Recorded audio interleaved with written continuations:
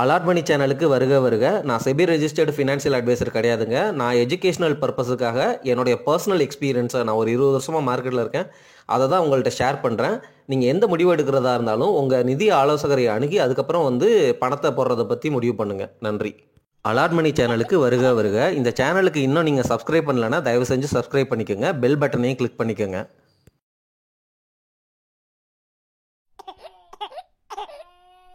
இன்னைக்கு அதாவது 20th November 2024 பங்குச்சந்தை விடுமுறைங்க. அதனால் 19ஆம் தேதி டேட்டாவை இன்றைக்கி பார்க்கலாம். பங்குச்சந்தையில் உள்ள சில நியூஸை நான் உங்கள்கிட்ட ஷேர் பண்ணுறேங்க. இன்றைக்கி இந்த வீடியோவில் எவ்வளோ இண்டிசஸ் இருக்குது, அதாவது எவ்வளோ இண்டெக்ஸ் இருக்குது, அந்த இண்டெக்ஸ் எல்லாம் எவ்வளோ சேஞ்ச் ஆகிருக்கு 19ஆம் தேதி அன்னைக்கு அப்படிங்கிறத பார்க்கலாம். இதோடைய நோக்கம் எவ்வளோ புள்ளிகள் ஏறி இருக்குது இறங்கி இருக்கிறதுன்னு சொல்கிறது இல்லைங்க, எவ்வளோ இண்டெக்ஸ் இருக்குது, இவ்வளோ இண்டெக்ஸ்லேயும் நீங்கள் இடிஎஃபாக இன்வெஸ்ட் பண்ணலாம். மியூச்சுவல் ஃபண்டு எதுக்கு அப்படிங்கிறது தான் என்னுடைய கொஸ்டின். இதை பற்றி கூட ஒரு வீடியோ நம்ம சேனலில் போட்டிருக்கோம், நீங்கள் நேரம் கிடைச்சா பாருங்கள், சரிங்களா? 19 நவம்பர் 2024 நிஃப்டி 50 இண்டெக்ஸ் ஒரு 64 புள்ளிகள் ஏறி இருக்குது, சரிங்களா? அதாவது 23,518 தான் இப்போது கரண்ட்டு வேல்யூங்க. நிஃப்டி 500 ஒரு 100 புள்ளிகள் 104 புள்ளிகள் அதிகரிச்சிருக்கு. நிஃப்டி பேங்க் ஒரு 262 புள்ளிகள் அதிகரித்து 50,626. சரி, நீங்களே பார்த்துக்கங்க. நான் சொல்கிறது உங்களுக்கு ஒன்றும் பெருசாக பிரயோஜனப்படாது.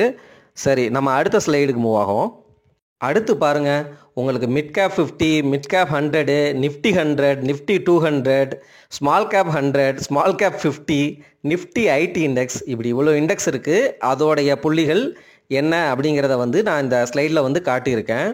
ஒரு முக்கியமான விஷயங்கள் நீங்கள் புரிஞ்சுக்கணும். அதாவது என்னென்னா, இண்டெக்ஸ் இடிஎஃப் இண்டெக்ஸோடைய ரிட்டர்ன்ஸ் லாங் ரன்னில் மியூச்சுவல் ஃபண்டை விட அதிகமாக தான் இருக்குது அப்படிங்கிறது தான் ஒரு நிதர்சன உண்மை. ஏதோ ஒரு சில ஃபண்டு அந்த ஒரு குறிப்பிட்ட பீரியடில் உங்களுக்கு மேபி ஒரு 5 வருஷம் நீங்கள் எடுத்து பார்க்குறீங்க, 7 வருஷம் எடுத்து பார்க்குறீங்க அப்படின்னா, பெரும்பாலான மியூச்சுவல் ஃபண்டு இண்டெக்ஸோடைய இடிஎஃபோடைய ரிட்டர்ன்ஸை பீட் பண்ணியிருக்காது. ஆனால் ஒரு 10% மியூச்சுவல் ஃபண்டு பீட் பண்ணியிருக்குமா இருக்கும். அதை வச்சுக்கிட்டு நீங்கள் இண்டெக்ஸ் இடிஎஃபை விட மியூச்சுவல் ஃபண்டு பெட்டர் அப்படிங்கிற மாதிரி பேசுவாங்க. பட் ஆனால் இன்னும் லாங் ரன் 10 வருஷம் 15 வருஷம் அப்படி போகிறப்போ இப்போ இருக்கிற 10% ஆஃப் த ஃபண்டு எதெல்லாம் இண்டெக்ஸை பீட் பண்ணிச்சோ அதெல்லாம் 15 வருஷம் கழிச்சும் பீட் பண்ணுமா அப்படிங்கிறது கேரண்டி கிடையாதுங்க. இது உங்களுடைய ரிட்டர்னை நீங்கள் ஆப்டிமைஸ் பண்ணுறீங்க. எப்படி ஆப்டிமைஸ் பண்ணுறீங்க அப்படின்னா, கமிஷன் கம்மியாக கொடுக்குறீங்க, எக்ஸ்பென்ஸ் ரேஷியோவே உங்களுக்கு ரொம்ப கம்மியாயிரும் ஃபஸ்ட்டு. ரெண்டாவது என்ன அப்படின்னா, ஆட்டோமேட்டிக்காக நான் பெர்ஃபார்மிங் கம்பெனிஸ் இண்டெக்ஸை விட்டு வெளியில் போயிடும், சரிங்களா? அதனால் லாங் ரன்னில் இண்டெக்ஸ் இடிஎஃப் தான் நல்ல ஆப்டிமல் ரிட்டர்ன் கொடுக்கும் அப்படிங்கிறத புரிஞ்சுக்கங்க, சரிங்களா? ஆனால் நான் ஒரு தாட் உங்களுக்கு இன்னொரு வீடியோவில் ஷேர் பண்ணியிருந்தேன். என்ன தாட்டுனா, இண்டெக்ஸ்னு வாங்குறோமே, இப்போ நிஃப்டி 50 இண்டெக்ஸ் நான் வாங்குகிறேன் அப்படின்னா, நிஃப்டி 50க்குள்ளே டைட்டனும் இருக்குது, நிஃப்டி 50க்குள்ளே பப்ளிக் செக்டர் கம்பெனிஸும் இருக்குது. டைட்டனுடைய வேல்யூவேஷன் எங்கேயோ இருக்குது. பர்சனலாக என்ன கேட்டிங்கன்னா, அந்த மாதிரி கம்பெனிஸில் இவ்வளோ வேல்யூவேஷன் கொடுத்து நான் இன்வெஸ்ட் பண்ணணுமா? ஏன்னா இண்டெக்ஸில் போட்டாலும் அதுக்குள்ளேயும் போய் காசு விழுகுதே அப்படிங்கிற ஒரு சிந்தனையை உங்கள்கிட்ட தெளிச்சுட்டு நம்ம அடுத்த ஸ்லைடுக்கு மூவ் ஆகலாம். இந்த சிந்தனையை பற்றியும் ஆல்ரெடி நான் வீடியோ போட்டிருக்கேங்க, தயவு செஞ்சு நம்ம சேனலில் இருக்குது பாருங்கள். உங்களுக்கு தெரியுமான்னு தெரியல, பீட்டர் லிஞ்ச் வீடியோவில் பீட்டர் லிஞ்ச் அவர்கள் S&P 500 ETF 13 வருஷத்தில், அதாவது வருஷம் ட்வைஸ் த ரிட்டர்ன், அது ஆனுவல் ரிட்டர்ன் கொடுத்து பயங்கரமாக பீட் பண்ணி ஒரு மிகப்பெரிய ஆளாக இருந்தார். அந்த மாதிரி ஃபண்டு மேனேஜர், ஒரு கிரேட் ஃபண்டு மேனேஜர் இருந்து அவர் மூலமாக நீங்கள் இன்வெஸ்ட் பண்ணிங்கன்னா அந்த மாதிரி எப்போயாவது ஒரு எக்ஸப்ஷன் நடக்க வாய்ப்பு இருக்குது அப்படிங்கிறதையும் நான் சொல்லிக்கிறேங்க. சரி, இந்த ஸ்லைடில் நம்ம பார்க்க போகிறது நிஃப்டி ஃபார்மா இண்டெக்ஸ் எவ்வளோ புள்ளிகள் ஏறி இருக்குது 19ஆம் தேதி அன்னைக்கு 224 புள்ளிகள். நிஃப்டி பப்ளிக் செக்டர் பேங்க்கு அது ஒரு 40 புள்ளிகள் சரிந்தது 19ஆம் தேதி அன்னைக்கு. நிஃப்டி பிரைவேட் பேங்க் இருக்குது ஒரு 159. Nifty auto sector 315. Nifty metal ஒரு 76 புள்ளி கீழே விழுந்திருக்கு. நிஃப்டி எஃப்எம்சிஜி, அதாவது நம்ம ஐடிசி HCL மாதிரி கம்பெனிஸ் 64 புள்ளிகள் அந்த இண்டெக்ஸ் அதிகரிச்சிருக்கு. Nifty infrastructure -20. எல்என்டி இன்ஃப்ராஸ்ட்ரக்சர்லாம் இந்த இண்டெக்ஸ் கீழே தான் வரும்.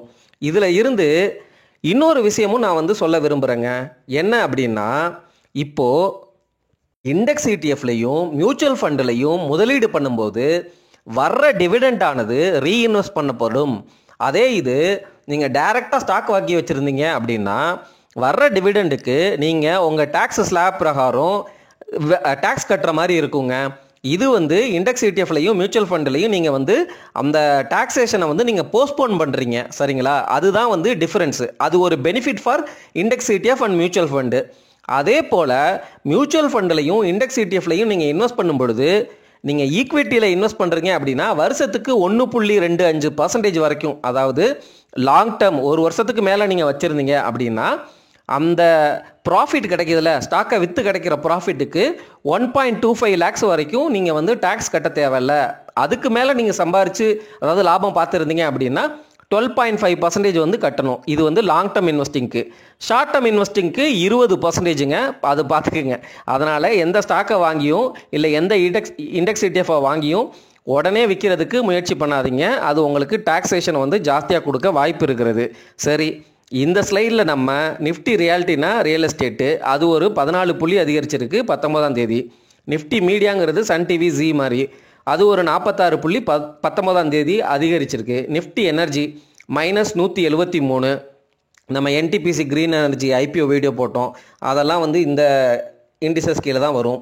Nifty consumer durables, Prestige, Stove Kraft இந்த மாதிரி கம்பெனிஸ் 451 புள்ளிகள் அதிகரிச்சிருக்கு.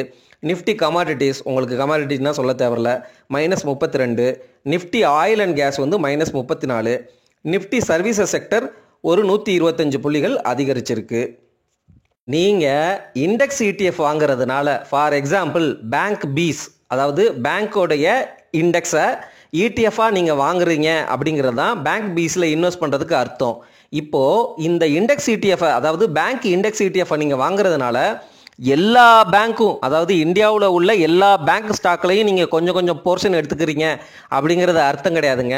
நிஃப்டி 50 இண்டெக்ஸுக்குள்ளே எப்படி டாப் மோஸ்ட் 50 கம்பெனிகள் உள்ளே வருதோ அதே மாதிரி அந்த இண்டெக்ஸுக்கும் ஒரு குவாலிட்டி இருக்குது. அந்த கம்பெனிஸ் மட்டும்தான் உள்ளே வர முடியும் அப்படிங்கிறத புரிஞ்சுக்கங்க. அந்த இண்டெக்ஸ்குள்ளே போய் பார்த்தீங்கன்னா ஒரு 15 ஸ்டாக்கு தான் இருக்குமா இருக்கும், 15 பேங்க் ஸ்டாக்கு தான் இருக்குமா இருக்கும். அதில் தான் நீங்கள் முதலீடு பண்ணுறீங்க இண்டெக்ஸ் இடிஎஃப் வாங்கினா அப்படிங்கிறத புரிஞ்சுக்கங்க. சரிங்களா? இப்போது இந்த ஸ்லைடில் நம்ம ரீசண்டாக என்டிபிசி கிரீன் எனர்ஜி ஐபிஓ பற்றி வீடியோ போட்டிருந்தோம். அது கிரே மார்க்கெட்டில் 1% அதிகமாக போயிட்டுருக்கு. இனிஷியலாக வந்து கீழே தான், அதாவது 108 ரூபாய்க்கும் கீழே தான் வந்து கிரே மார்க்கெட்டில் ட்ரேட் ஆகிட்டு இருந்துச்சு. நேற்று வந்து அது ஒரு 1% அதிகமாக இருந்துச்சு. இப்போ வந்து ஸ்டேட்டஸ் பார்க்குறப்போ இன்னமும் அதே 108 ரூபாய் அந்த மாதிரி தான் வந்து 109 ரூபாய் அந்த ரேஞ்சில் தான் வந்து போயிட்டுருக்கு. ஆனால் 33% வந்து சப்ஸ்கிரைப் ஆகிருக்குங்க. அது அந்த இன்ஃபர்மேஷனை நான் பாஸ் பண்ணிடுறேன்.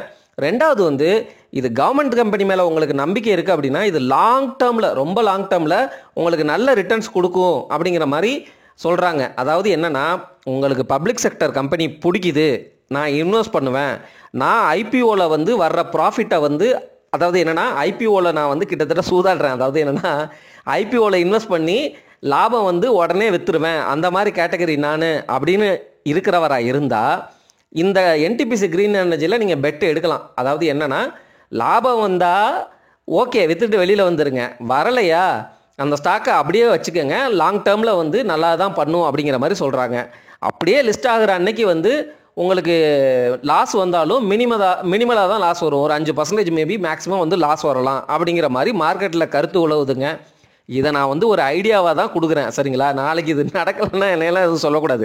நான் வந்து உங்களுக்கு ஒரு இன்புட் மாதிரி கொடுக்குறேன், இப்படி ஒரு ஐடியா கொடுக்குறேன், பண்ணுறது தான் பண்ணுறீங்க. நீங்கள் எப்படியா இருந்தாலும் ஐபிஓவில் வாங்கி காசு சம்பாதிக்கிறதுன்னு முடிவாக இருக்கீங்க. உங்களுக்கு இந்த மாதிரி வந்து ஒரு சில இன்புட்ஸ் கொடுக்குறேனே, அவ்வளோதான். ஆனால் இன்னொரு ஐபிஓ இருக்குது, அது என்விரோ இன்ஃப்ரா என்ஜினியர்ஸ் ஐபிஓ அப்படிங்கிற ஐபிஓ. இந்த கம்பெனியை பற்றி எனக்கு எதுவுமே தெரியாது.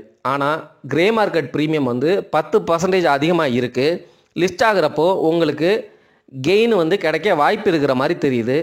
ஆனால் அகைன் நான் திருப்பி சொல்லிடுறேன், ஐபிஓவில் யாரெல்லாம் வந்து காசு போட்டு குயிக்காக ப்ராஃபிட் எடுக்கணும்னு நினைக்கிறீங்களோ அவங்களுக்கு நான் கொடுக்குற இன்புட்டு இதிலெல்லாம் நான் சத்தியமாக ஐபிஓவில் நான் இது வரைக்கும் முதலீடு பண்ணதும் கிடையாது, முதலீடு பண்ண போகிறதும் கிடையாது. சரிங்களா?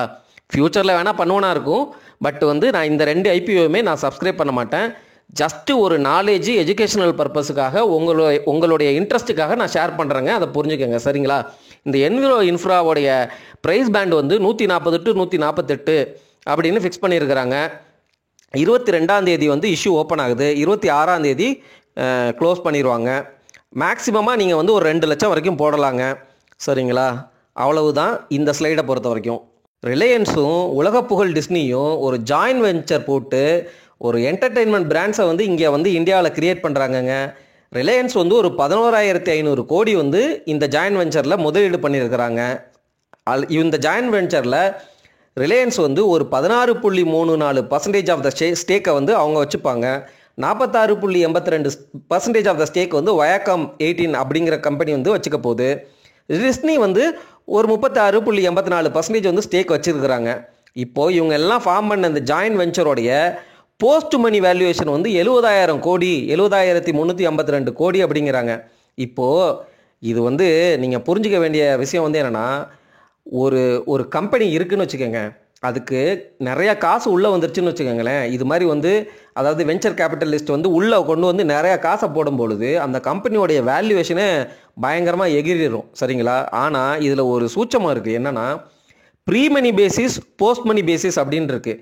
இந்த போஸ்ட் மணி பேசிஸை நம்ம எப்பொழுதும் நம்பக்கூடாது. ஏன்னா ப்ரீ மணி ஒரு 10,000 கோடி தான் போட்டிருப்பாங்க, இல்லை 20,000 கோடி தான் போட்டிருப்பாங்க. ஆனால் மானியத்தேனேன்னு போட்டு கணக்கெல்லாம் போட்டு 80,000 கோடி 90,000 கோடி அப்படின்னு சொல்லி ஏற்றி அதுக்கப்புறம் நம்ம ஐபிஓவில் கொண்டு வந்து நம்ம தலையில் வந்து கழுவிட்டு போவாங்க, பார்த்துக்கங்க. ஆனால் இந்த பார்ட்னர்ஷிப் வந்து it's a great partnership. Reliance இண்டஸ்ட்ரியோட ஸ்டாக் ப்ரைஸுக்கு இது ஒரு நல்ல நியூஸு தான். இது பழைய நியூஸு தான், 18ஆம் தேதியே வந்துருச்சுங்க. நன்றி, வணக்கம்.